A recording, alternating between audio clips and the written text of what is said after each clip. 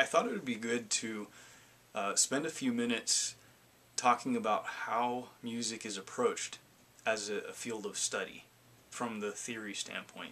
So whether you're learning a musical instrument or with the desire to compose, to create music, it's very important that we learn it efficiently, kind of like learning a language. We'll talk more about that in a minute.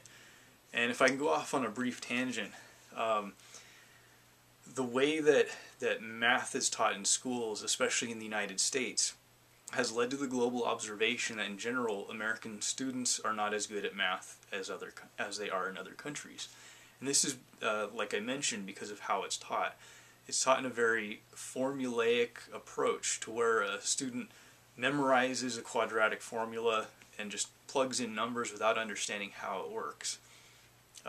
And music is actually taught the same way, in a very formulaic approach, maybe memorizing one chord every week. Well, at that rate it'll take 12 weeks to memorize all 12 major chords, 12 weeks for all 12 minor chords, and so on.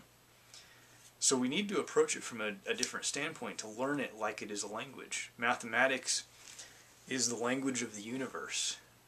Now, music is so closely related to math that it can almost be thought of as a dialect of the same language.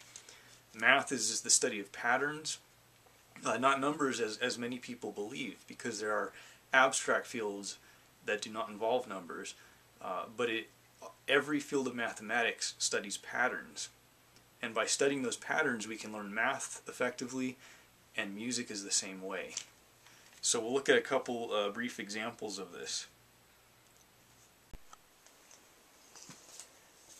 If it's explained, though, how or what the difference is between a major and a minor triad, that a major triad is made up of the same two intervals as a minor triad, just in reverse order. A major third and then a minor third on top, whereas a minor triad is a minor third with a major third on top. So it's important to really understand how music works to ask why things are the way they are.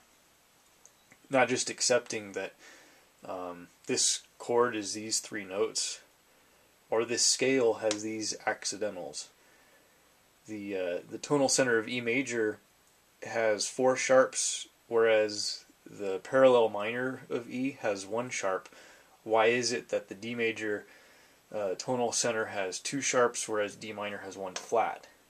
So think about why that is, not just memorizing the key signatures, but try to understand the patterns behind it.